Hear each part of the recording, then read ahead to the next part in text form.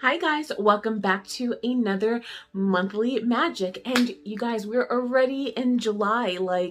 I feel like the time is just flying by, flying by. I feel like these monthly magics come really, really quick. And by the time I'm done doing something else, I already have to do the research for the next month, and it's so fast. So before we start, I have a bunch of new subscribers to the channel. Thank you for hopping on and joining our amazing family. So what we do for monthly magic, if you are not aware, is that we'll take the kind of like a month glance of any magical workings, dates, goddesses, colors, stones, activities, spell work, any sabbats, full moons, and things like that, all the lunar dates, and we kind of go over it. And I'm going to try to make these a little less long because I do realize that a lot of you guys get gassed out by like 20 minutes, and I get it, but there's just so much good information. So if something like that, monthly magic, learning what the month has to offer you and what you can incorporate into your practice for July, then keep on watching. Okay, so as per usual, I have like pages and pages of notes.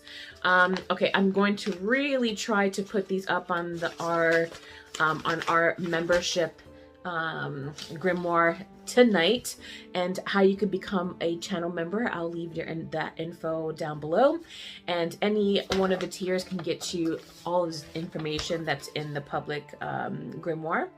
So we always start off monthly magic with kind of like a keyword and a vibe of the month, right? So this month's keyword is know thyself, and you'll get to kind of understand that as we go through. It's really about questioning, pushing boundaries, and really knowing thyself. And now that we're into the darker half of the year, it's a perfect time for self-reflection and things like that, because the wheel has turned and I'm really excited. I'm popping out the black clothes, getting out the Halloween decorations, like it's on. So the first one is the first quarter, which is tonight, and that's in Libra. So the first quarter in Libra is going to give you like a sense that you need to have more balance and more harmony, but you are pretty much uncomfortable with bringing up the things that might not jive with you in order to kind of prevent having like security or that warm and fuzzy. You want a sense of harmony and balance, but you're just too timid yet to push the button on the boundaries. And the things with Libras too is that they desire to keep things nice and flowing freely, instead of like questioning the fundamental things that might disturb inner peace or just the peace of something. So for tonight, you're really gonna want to think, if you are in need of like some more harmony or some more balance, and you'll know if you're off balance if you're just going through it, you're having bouts of depression, you're having a lot of stress, you're not sleeping well, you're not eating well. That means that something is not balanced in your life, and you need to really look and see, okay, where have I given certain areas of my life more of my attention and not others? It's hard to keep that harmony, right? So for the first quarter of July, let's look into ourselves, and I have here questions to ask. And for the people who are new here, I always kind of give you Book of Shadows, grimoire, journal prompts, so that way you can take them and kind of fill them out throughout the month and see maybe your feelings have changed from the beginning of the month to the end. Okay, so some questions to ask. Am I living in the status quo? Like, am I just cruising and just being comfortable with what I know, or am I not ready to push myself to be more? Am I trying and testing practices that may shake up my daily spiritual routine? Again, because even with myself and being with my coven, the reason why I love being in covens and I love being a Wiccan through and through is that I love tradition. I also like to be non-traditional at times, but when it comes to my practice and my altar work and things like that, I love getting together and we know what to do, we know the work, and it's been passed down to us from like generations to generations. However, when you practice that way and you have a specific way of doing things, you might get into a rut. You might lose inspiration. You might lose motivation. So am I trying anything? Am I trying and testing out practices that might kind of shake up the daily routine? And we'll get into that when I get to goddesses, because with this segment, I love researching and working with goddesses that are not in my pantheon. So I am a Celtic pantheon as my solitary work, and with my coven we work with a Egyptian pantheon. So I love taking goddesses from all types of cultures and incorporating it into my practice, so that way it breaks up the monotony, and I can have the beauty, I can incorporate the beauty of other religions and practices into my own daily work. So try that, and you may be surprised. And the last question is, am I open to newness in my practice? And that's really important. As a witch, as a practitioner, you may be more eclectic, or you may be more just a modge podge of different things, which is so special, right? Which makes witchcraft so special. It's not just one thing, it's a lot of things incorporated into how you practice, how you feel, what's important and what is meaningful in your life. So if you're not open to newness in your practice, something's up there. And that's why I urge you, for the first quarter in Libra, which is tonight, start having those discussions. Like, what am I interested in? I love getting the goddess deck and working with that, because I do a pull for like a week or a month, and I work with those goddesses, and you will just be amazed which non-patron deity that you really like working with, which is interesting. Okay, so the next date that I have is the 14th, which we are going into the waning part of the lunar phase. And I have for the 14th, is a really good day to cast a spell in the vibe or energy of Aquarius. So the essence of Aquarius, and my husband is an Aquarius, and oh my God, like, his sun sign's so powerful because it's really captures who he is in his, in his soul. But the essence of an Aquarius energy is community oriented. It's original, open-minded, logical, rational, like, they could be humanitarians, they're connecting, they're always forward thinking and inventive. Like, I just love Aquariuses for that type of logic, which me, being Aries and Taurus cusp, a lot of the times, like, I have a lot of pie in the sky ideas, and Jesse's always good to kind of like bring me back to base, because he's so logical, like overly logical at times, but that's good, right? And you want for this day to cast a spell using those type of things. And again, because know thyself, it's really good, because Aquarius's downfalls is that they can get too much into their head. They can become out of touch. They can be irrational. They can be a little bit desperate.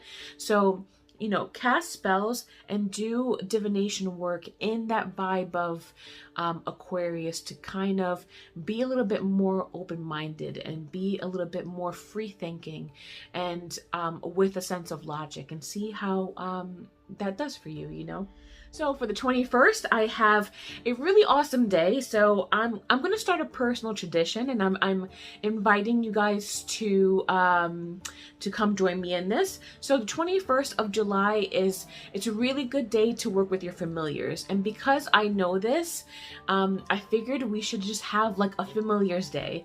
So I would love you guys to tag me. My Instagram is here, Lipstick Legion Crafts, same thing as my channel name. If you are going to celebrate Familiars Day with me, my familiar is my dog Rhea.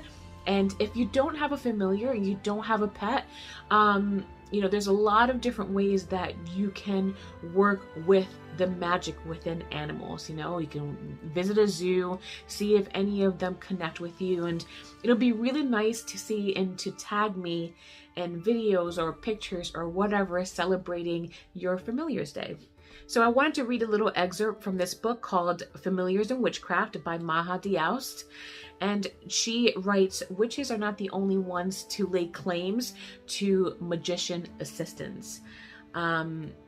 and examine how the many forms of witches familiars are well known in folklore throughout Europe and America, as well as shamanic and magical traditions all around the world, including Africa, India, and China. So it's really, really awesome how it's just not a witchcraft type of thing. It belongs to a lot of traditions, a lot of historical values where they use multiple types of animals to kind of gather their energy and have them assist them through that bond to make your power even greater or your practice more magical. So try spending time with your familiar. If you don't know what a familiar is, I really suggest getting the book Familiars in Witchcraft. It'll tell you all about, you know, how to connect with one and things like that. Which 23rd, really I have my baby shower, and I just want to thank everyone who's been sending me gifts. I'm collecting them, and I'll definitely do like a really quick kind of an opening or kind of like a little mini haul of the things that I've gotten. I've gotten really, really cool things. Last one, Mama What's a Witch, little books, little things that people have been kind of sending me. I love the books because in my registry, and I'll leave that down below, I have a lot of pagan authors who are incorporating magic and things like that into children's literature, which I love. So the 23rd is my baby shower, and I will also be doing kind of like a reveal of that baby shower. It's been like a wildflower garden theme. So if you want some inspiration to host a shower or a party in that theme, definitely check that out when I have that up. But yeah, and I'll try to do the haul after the 23rd, after I get all my gifts, and I can show you kind of what our subscribers have been giving me. So the next date that we have, and that is July 28th, that's the new moon in Leo. So now we are starting a brand new cycle, and what a like energy to have, right? So it's all about feeling comfortable and impressing people and receiving admiration and acknowledgement and things like that. However, when you do get the spotlight, you might feel at a loss. So with the new moon and starting, you might want to have the ideas of, are you admitting your fear of criticism, or are you accepting of criticism? I think now is a good time to allow yourself to get feedback and really genuinely do something about it, right? So it's not just like your typical Leo where you can, you know, exuberate pride and courage and things like that. But when it's a new moon, when you're starting into a new phase, it's really good to kind of know thyself, right? That's why we keep going into the keywords know thyself. So for the Leo and new moon, journal about that, think about that, meditate on that. What are some of the things that people have been telling me and I just kind of been brushing off? Like, that's a very like Leo and new moon mentality. You know, you want to take what people are giving you, feedback, good or bad, and make sure that you can plan and change accordingly, you know, because you want to be a better person and you don't want to be so kind of in your own surroundings that you're missing the things that people are expressing to you. So that's a perfect new moon in Leo vibe. And I have here, we might want to concentrate on new ways to enhance our romantic life too. Creative endeavors, hobbies, relationships with children, as we build our self-confidence and healthy pride in ourselves. We all have Leos in our chart, right? We all have, you know, something, some planet or some astrological zodiac symbol in our chart, whether it's rising, your sun, your moon, things like that.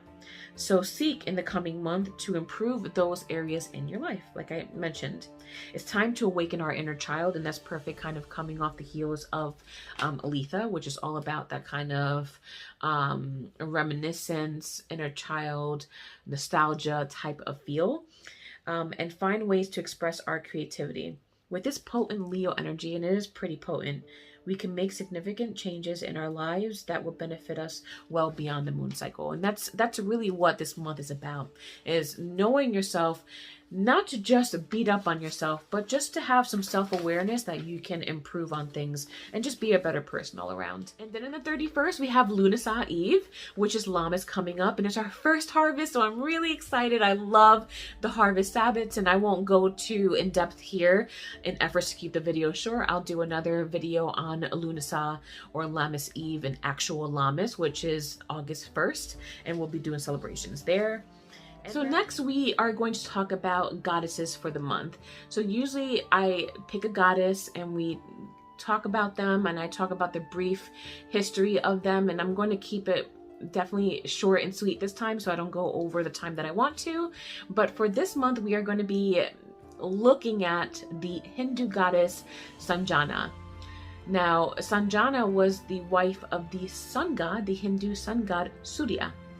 So Sanjana is really awesome, and she's the perfect goddess for this month, is because Sanjana is known for knowledge, learning, excellence, and reason, right? Which is exactly what we're talking about.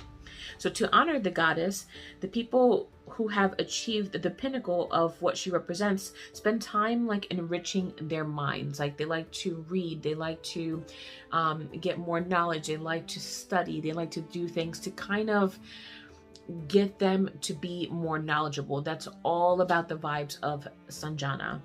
So in offering, what you can do, and I think is a great idea, is look at your books. Like, is there any books that you're not reading? Is there any books that, you know, you have gone through, children's books, magical books, things like that, and donate them. Donate them to beginner practitioners. Donate them to like a witchy library like the one that I belong to here. Donate them to kids, things like that. Like spread awareness, spread literacy, teach a class. But the real essence of Sanjana, and why I love working with this goddess for July, is it's the sharing of what you know to other people, and through that you know yourself better, right? You know thyself. So that's a really good offering for Sanjana in her name. You can even write something in the book in her name when you donate these to libraries or beginner practitioners or things like that. I just think that's a beautiful idea. So that's something that you can do. Books, crystals, things like that that no longer serve a purpose to you, but they have meaning to them, definitely pass them along. And I also love for Sanjana's like charm. She likes to, well, she is often represented with the walnut. So I think it would be great as an also as an offering is to like maybe bake like something with walnuts, like brownies or something like that, or actually keep the walnut shell in your pocket to represent knowledge and forward thinking and courage and things like that, because the walnut is shaped like a brain. Like the actual top of the walnut is shaped like a brain, which is so wild. So just to keep like a walnut shell in your pocket it's still kind of like a symbology of working with Sanjana, which is really, really cool. I found that really interesting. So basically, the story goes is that Sanjana was married to Surya, and Surya, since he's the god of the sun, solar god for Hinduism, and I love his depiction, and I'll leave some here, is that Surya is really often you know, with a lot of depicted with a lot of bright light. The sun, obviously, he's on a chariot, and the horses, there's 7 horses that, you know, that are supposed to represent the different colors of the rainbow, which also by that represents the different chakras. So every time I see Surya and his chariot, it's always white horses, and I would love to see them as they really are, like all the different colors of the rainbows, all the different colors of the chakras, because he's really the embodiment of all that. So Surya, being so bright as he is, Sanjana couldn't really take his brightness. Like, it was just too much for him. Like, could you imagine being married to a sun god? Like, how bright that is? Like, you just be like, you need to calm it down. Like, you need to just chill. So it was too much for her. So she transformed herself into a mare, which I find interesting, because a lot of goddesses that I know and love, including my matron goddess Rhiannon, they have horses and hares involved in them, which is, I always find that interesting. But anyway, I digress. So she transformed herself into a mare, and I even think that she made kind of like an alternate being, so that way it can throw off Surya. But so you had like this person, kind of like an alter ego, acting for Sanjana while she was kind of like in hiding, transformed into a mare. But Surya was kind of like he got her number, and he was starting to catch wind of what she had done, so he also transformed himself into a mare, and they found each other. So, you know, as a compromise to get with him and go back into the sky and to reign with him in the skies, Sanjana's father had cut off some of his rays, so that way she can be closer to them and they can kind of rule together. And that's how the story goes, and he was able to kind of meet her halfway. It was, I think it's like an eighth of his brightness that he was able to remove, and then within that brightness he put that into weapons for other Hindu gods and goddesses, which is kind of beautiful. But there was some compromise there. So that is kind of like the story of Sanjana and Surya. Okay, so for July's crystals, I really wanted to work with Cancer and Leo archetypes. So I chose 3 crystals, and I hope that you like them and you work with them too this month. So the first one that I have is red jasper. So I have this chunk here. I work with red jasper a lot. I'm like, can't tell you exactly why I work with them because I'm bound to that kind of knowledge, but red jasper I work with pretty much every day. So the red jasper, which is a Leo archetype, the jasper is known as a supreme nurturer. It sustains and supports through times of stress and brings tranquility and wholeness. Jasper provides protection and absorbs negative energy. It balances yin and yang. The next one I have is 2 pieces of pyrite that I can show you. The first one is a regular piece of pyrite, and then the other one is, it's kind of on top of the peacock crystal. So pyrite has a connection to the solar plexus chakra, and is used to increase strength, energy, willpower, ambition, and confidence. It's also a wonderful abundance stone, encouraging wealth, prosperity, and success. In addition, pyrite can help to release negative energies, fears, including fears that may be blocking success. And that's exactly kind of what we're looking for when we're talking about knowing thyself. Like things that you feel might be blocking you, that you're just not ready or willing to push through. Definitely use Leo energy for pyrite this month, because this month there's a transition from Cancer to Leo. So definitely use these Leo stones. You know, read up about them if you know a little bit about it, but go deeper into it this month if you are looking for Leo energies that are really bringing out the best in yourself. Then I have the one of my favorite stones, emerald. So the emerald is the Cancer archetype, and emerald is a life-affirming stone. It opens the heart chakra and calms the emotions. It provides inspiration, balance, wisdom, and patience. It is said to promote friendship, peace, harmony, domestic bliss by enabling the wearer to both give and receive unconditional love, which is perfect. And that's exactly what we're talking about, especially for the first quarter for today, about that harmony and making sure that we are not just living in status quo, you know. And these crystals, and I suggest that you can even create a crystal grid with these to kind of, you know, get that Leo, Cancer. So the herb for this month that I've chosen is borage. I love borage. I'm going to be putting that into my apothecary. I have a bunch of herbs that are jarred I just haven't posted yet, so borage will be the first one that I will showcase in the apothecary. If you guys want to just grab like a 2-ounce bottle from me, I'll leave that link below. But borage is such an amazing herb, and it's so rich in being courageous and helping you unblock that potential. Like, borage is just awesome. I can't say enough about it. So borage is a masculine plant, is associated with the power of the planet Jupiter, and the zodiac sign Leo, and the elements of air. It is also known as borage, tailwort, beesbury, and sometimes starflower. So again, it gives you courage, it gives you harmony, it helps family who have been in conflict, restores love and family, it brings good luck. It's just really, really awesome. So how you can work with borage is that you can add the actual seeds to a salad, and by eating it, it gives you enhanced happiness in one's life. It has an uplifting effect that ends in melancholy. What I love about it is that you can actually make a tea out of it. Like, you can steep it, and when you're done steeping it, you can add it to like shower gels, you can add it to floor wash, like very similar to how my JC's Florida water is that you can add it to many, many things.